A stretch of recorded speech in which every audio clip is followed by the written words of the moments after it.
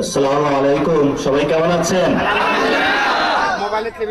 আমাদের আল্লাহর কাছে শুকরিয়া যে আল্লাহ তাআলা আমাদেরকে সুস্থ রেখেছেন এবং এখানে উপস্থিত হওয়ার তৌফিক দিয়েছেন। খুব ছোট্ট করে কথা বলবো, কারণ আমাদের আসরের নামাজের সময়ের যে ব্যাপ্তি এটা বেশি না। আমাদের সবাইকে এখানে অনেকেই উপস্থিত হয়েছেন যারা মুসল্লি নামাজ পড়তে যাবেন।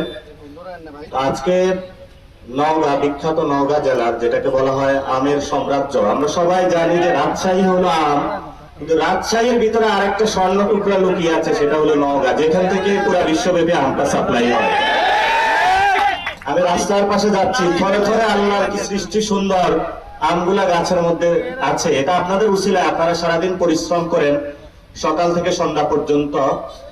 আর বিশেষত এখানে উপস্থিত হয়েছেন পোরশা ডিগ্রি কলেজ এবং উত্তরবঙ্গের সবচেয়ে বড় মাদ্রাসা, আমি মাদ্রাসা পড়াশোনা করেছিলাম, দারুল হিদায়ার, সম্মানিত আসাতেজায়ে কেরাম, সম্মানিত তালাবায়ে কেরাম এবং সম্মানিত যারা ফারেগিন এখান থেকে ফারেগ হয়ে গিয়েছেন এবং ব্যবসা বাণিজ্য থেকে শুরু করে এখানে উপস্থিত আছেন পোরশা উপজেলার প্রিয় মা বোনেরা, ভাই বাবারা, উপস্থিত আছেন প্রশাসনের ভাইরা, মিডিয়া ব্যক্তিত্ব, মিডিয়ার ভাইরা।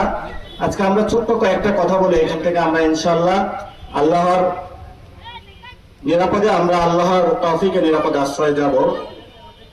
সরকার, গত যে সরকারটা ছিল এই সরকারের আমলে বাংলাদেশের সার্বভৌমত্ব বিপন্ন হয়েছিল। ভারত বাংলাদেশকে যদিও না ভূমি দখল করে নিতে পারে নাই, কিন্তু বাংলাদেশের রাজনীতি, অর্থনীতি, সামাজিক ব্যবস্থা থেকে সব জায়গাটা হলো করায়ত্ত করে নিয়েছিল। এমনকি বাইতুল মোকাররমের গেটে গিয়ে মুসল্লিদেরকে হলো রক্তাক্ত করেছিল।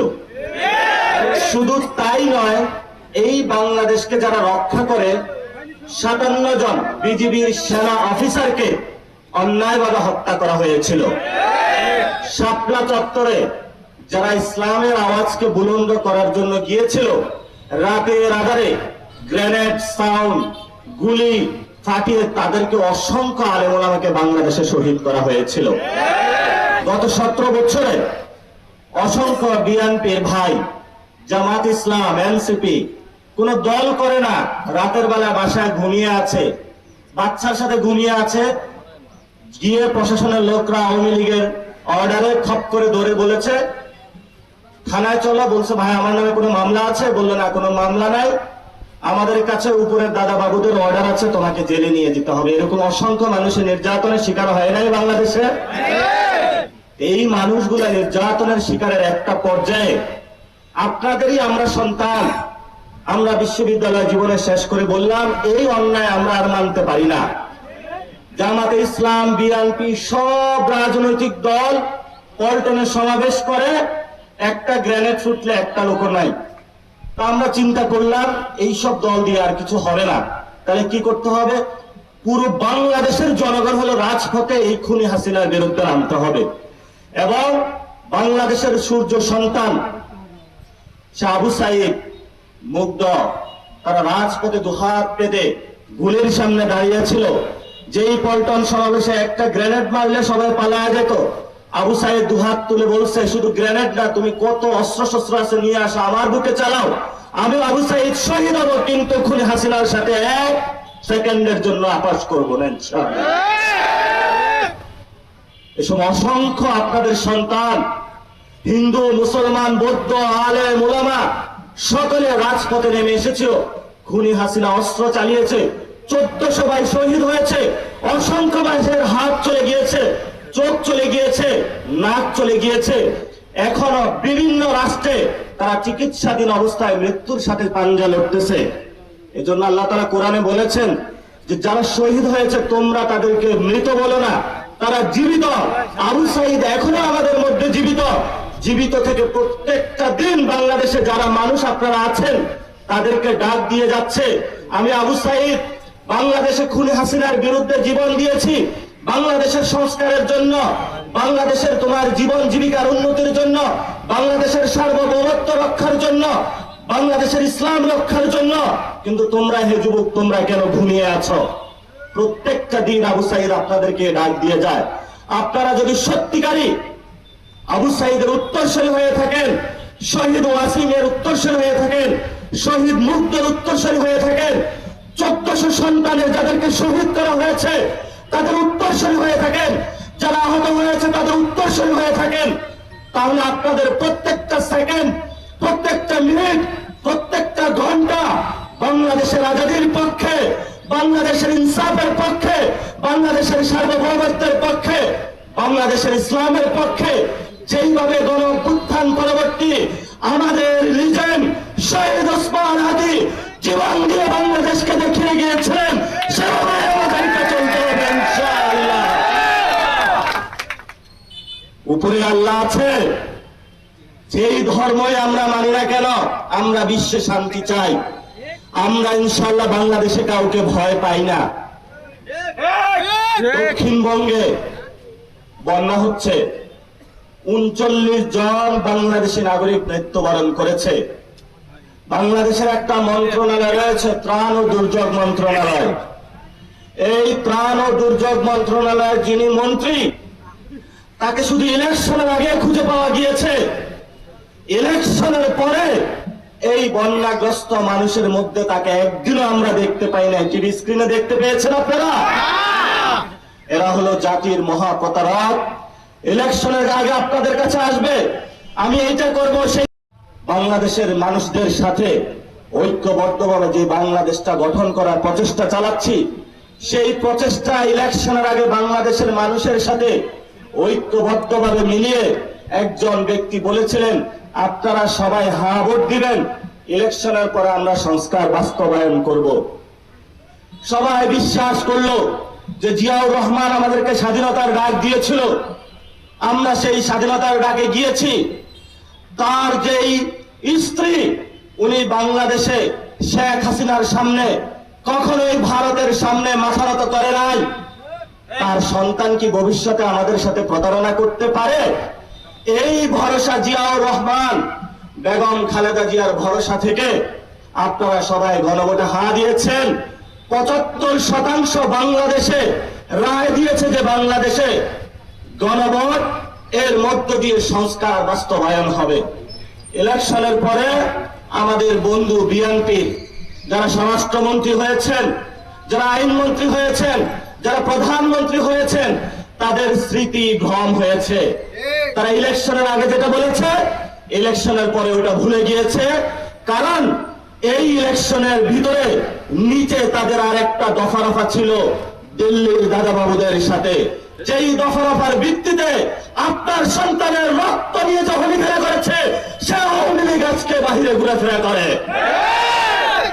আওয়ামী লীগ যখন এসেছিল, জিয়াউর রহমান শহীদ হয়েছিল। আওয়ামী লীগের সেই খুনি হাসিনা বেগম খালেদা জিয়াকে শহীদ করেছে। আমরা প্রধানমন্ত্রীকে সতর্ক করে দিচ্ছি, এই আওয়ামী লীগের সাথে যদি আপনি আবার আঘাত করেন, তাহলে আপনাকে আওয়ামী লীগ হত্যা করবে। কারণ বাংলাদেশে যে আওয়ামী লীগ সংগঠন রয়েছে, স্বাধীনতার পর থেকে এরা ব্যাংক ডাকাতি করেছে, বাংলাদেশের উপরে জুলুম করেছে। ভারতের দাদাবাবুদের সাথে মিলিয়ে এখানের মুসলমানদের কিভাবে সিকিমের মতো বাংলাদেশকে দিল্লির কাছে তুলে দেওয়া যায়, সেই ব্যবস্থায় তারা জারি করেছিল। আমাদের বাংলাদেশে যারা আলেম ওলামা, আমরা যারা তরুণ যুবা, যতদিন বাংলাদেশে জীবিত থাকবো, আল্লাহর কসম করে বলছে, 1 ইঞ্চি মাটিও ভারতকে আমরা নিতে দিব না ইনশাআল্লাহ। সেজন্য ঐক্যবদ্ধ থাকতে হবে। আপনাদের সবাইকে দুর্নীতি, চাঁদাবাজি, অন্যায়, লাঞ্ছনা, বঞ্চনার বিরুদ্ধে হলো জিহাদ করতে হবে আপনাদেরকে। কারণ এটা ওসমান হাদির দেখানো পথ, এটা শহীদ জিয়ার দেখানো পথ, এটা বেগম খালেদা জিয়ার দেখানো পথ। এই পথে অসংখ্য আলেম ওলামা, আল্লামা শফি থেকে অনেকেই জীবন দিয়ে গিয়েছেন, কিন্তু তারা জালেমের কাছে মাথা নত করেন নাই। আমি কয়েকদিন আগে ইরানে ছিলাম। ইরানের রাস্তা, প্রতিটি রাস্তায় সবাই কান্না বিজড়িত কণ্ঠে ইরানের ড্রাইভারকে, চা দোকানদার যারা চা বিক্রি করে, তাদেরকে গিয়ে জিজ্ঞাসা করেছি যে তোমরা আর কতদিন আমেরিকার সামনে দাঁড়িয়ে থাকবা? বলবে যে ইরান যতদিন পৃথিবীতে থাকবে ততদিন আমরা এই অন্যায়কারীর সাথে কখনো কখনো মাথা নত করবো না, আমরা আমাদের অন্যায়ের বিরুদ্ধে দাঁড়িয়ে থাকবো। এটা আমাদের কাছে শিক্ষণীয় হতে পারে। তারা অনেক কষ্টে আছে। 45 বছর আমেরিকা, ইসরায়েল, অসংখ্য খুনি রাষ্ট্র তাদের উপরে নির্যাতন চালিয়ে যাচ্ছে। তারা বলেছে আমরা অন্যায়ের সাথে আপোষ করব না। এই শিক্ষা যদি আমরা বাংলাদেশ নিতে পারি, এবং এই শিক্ষা আমাদের অন্তরে আছে, হৃদয়ে আছে, রক্তে আছে, এই জন্য ভারতের ওইখানে যারা গেরুয়া সন্ত্রাস, বিজেপি, আরএসএস যে গুন্ডা বাহিনী, আমরা তোমাদেরকে হুঁশিয়ার করে দিতে চাই, বাংলাদেশের মুসলমান, হিন্দু, বৌদ্ধ, খ্রিস্টিয়ান 47 আজাদির লড়াই করেছে, 71 যুদ্ধ করেছে, 90 করেছে, 24 করেছে। তোমাদের যত ষড়যন্ত্র, কোন ষড়যন্ত্রই বাংলাদেশে কখনো বাস্তবায়ন হবে না। বাংলাদেশ স্বাধীন আছে, থাকবে, বাংলাদেশের মানুষ লড়ে যাবে, তবু আমরা কখনো ভারতের সেবাদাস বা গোলাম হব না। আপনারা সবাই এই বিষয়ে ঐক্যবদ্ধ থাকবেন ইনশাআল্লাহ। শেষ কথা, আমাদের 3টি কাজে আমরা আপনাদের কাছে এসেছি আপনাদের সন্তান হিসাবে। এই কথাগুলো যদি অপরাধ হয়ে থাকে তাহলে আমাদেরকে বিদায় করে দিবেন।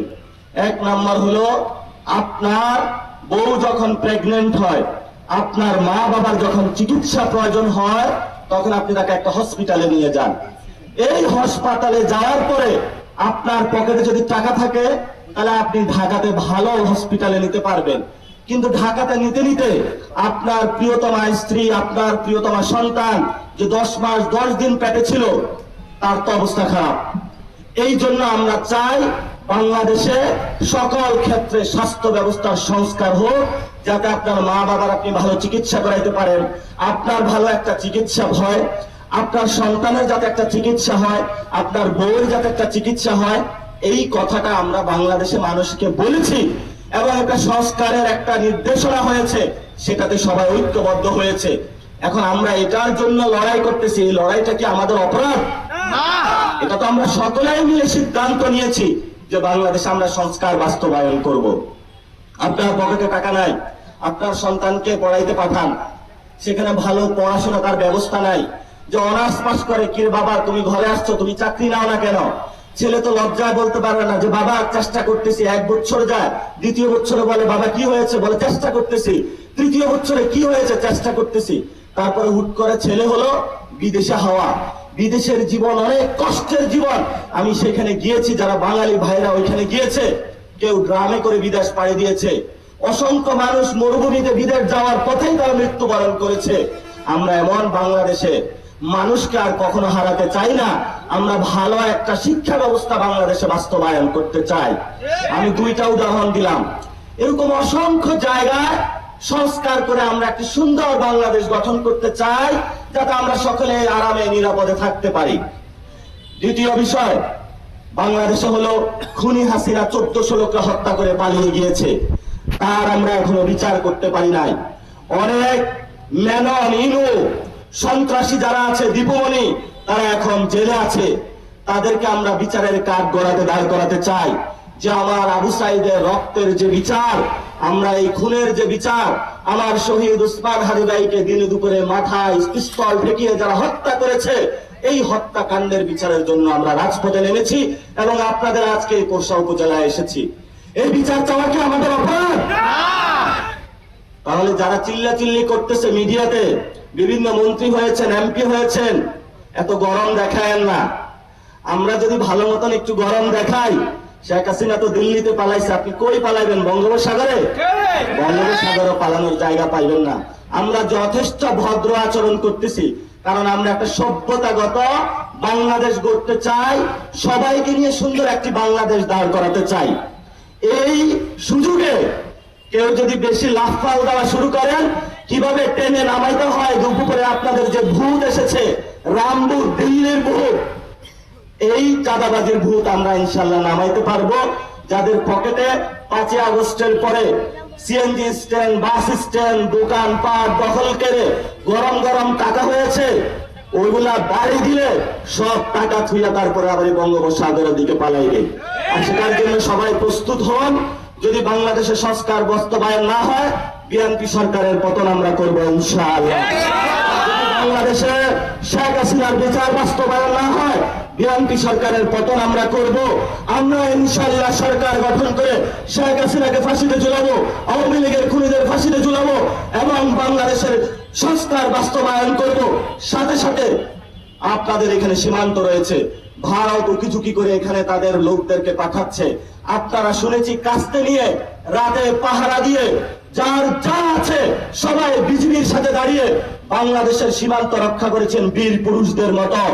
আপনাদের মতন বীর পুরুষ যতদিন বাংলাদেশে থাকবে ততদিন এই ডিসেম্বর অক্টোবরে যে শেখ হাসিনা বলে বাংলাদেশে আসবে, শেখ হাসিনারও আশা হবে না, মুজিবও আশা হবে না। আজাদির বাংলাদেশ ইসলামের সুমহান গৌরব নিয়ে দাঁড়িয়ে থাকবে। আমাদের বাংলাদেশের যে মসজিদের শহর, সেই মসজিদ গুলো দাঁড়িয়ে থাকবে, যেই মন্দির আছে সেই মন্দির দাঁড়িয়ে থাকবে, যে বাংলাদেশের তরুণ যুবা সবাই আজাদির স্বপ্ন নিয়ে বেঁচে থাকবে। এই যুদ্ধ থেকে যদি আসে কঠিন লড়াই হবে, আজাদির লড়াই চলবে। সেই আজাদির লড়াই আহ্বান জানিয়ে আমি আমার বক্তব্য শেষ করছি এবং আমাদেরকে দোয়া করবেন। একটা লোক বুকে হাত দিয়া বলছে সে চাঁদাবাজি করে নাই, দুর্নীতি করে নাই, পুরা পুরসরে এই সব মানুষের সামনে দাঁড়িয়ে আপনাদের কাছে আল্লাহর রাস্তে বলছি, যদি ইলেকশন পর্যন্ত এই লোকটা সৎ থাকে আপনারা এই লোকটারে ভোট দিন। কারণ আমাদের কাছে অনেক অফার আসে, ভাই আমার এত টাকা আছে এত টাকা আছে, আপনারা তাহলে আমাকে নমিনেশন দেন। আমরা বলতেছি ভাই তোমাদের জন্য আমাদের দল না, তোমার জন্য বিএনপি, তুমি ওইদিকে যাও। আমাদের দলে যারা ভালো মানুষ, পকেটে টাকা নাই, আমি ইলেকশন করেছি আমার পকেটে টাকা ছিল না, জনগণ এসে আমার ক্যাম্পেইন করেছে, পোস্টার লাগিয়েছে, ভোট দিয়েছে, কিন্তু সেই ভোট আবার ডাকাতি হয়েছিল। কিন্তু আমি পৌরসভা উপজেলাবাসীর কাছে বলে যাব, এবার সবাই লোকাল গভর্নমেন্ট ইলেকশনে লাঠি প্রস্তুত রাখবে। তিতুমির বাঁশের কেল্লা বানিয়েছিল, হাজী শরীয়তুল্লাহ যেভাবে লাঠিয়াল বাহিনী প্রস্তুত করেছিল, গণঅভ্যুত্থানে যেভাবে বাঁশের লাঠি নিয়ে শেখ হাসিনাকে আপনাকে খেদিয়েছিলেন, তেমনি ভাবে এই লোকাল গভর্নমেন্ট ইলেকশনে যারা ভোট চুরি করতে আসবে, কেন্দ্র দখল করতে আসবে, লাঠি প্রস্তুত করে এবার তাদেরকে ধাওয়া দিতে হবে। গণতন্ত্র রক্ষা করতে হবে। গোলাম মুস্তফা ভাইকে বিজয়ী করবেন, গণতন্ত্রের শক্তিকে বিজয়ী করবেন এবং বাংলাদেশে আজাদির লড়াইকে জারি করবেন। আপনাদের হাতে আমাদের আমানত তুলে নিয়ে গেলাম এবং ইনশাআল্লাহ ভাইকে আপনারা দেখে রাখবেন, এনসিপির পক্ষে থাকবেন। আমাদের যতদিন শরীরে রক্ত আছে আপনাদের কাছে প্রতিশ্রুতি দিয়ে যাচ্ছি, আমরা বাংলাদেশের মানুষের পক্ষে লড়াই করে যাব। কখনো আমরা টাকার পিছনে ছুটবো না, নারীর পিছনে ছুটবো না, মদের পিছনে ছুটবো না। আমাদের একমাত্র বাংলাদেশের জনগণের কাছে দায়বদ্ধতা। আমরা আবার আসবো আপনাদের কাছে, আপনাদের দুয়ারে দুয়ারে যাব, সে আকাঙ্ক্ষা এবং আহ্বান জানিয়ে বক্তব্য শেষ করছি। সবাইকে আসসালামু আলাইকুম ওয়া রাহমাতুল্লাহ। ধন্যবাদ সবাইকে।